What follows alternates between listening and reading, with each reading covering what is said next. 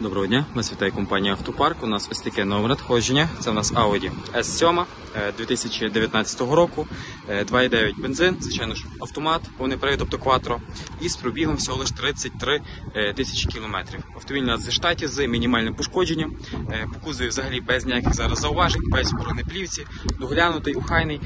А головне у нас мінімальним пробігом. Звичайно ж, величезні титани, хороша резина в нас стоїть. По салоні червоного кольору у нас присутні сідушки.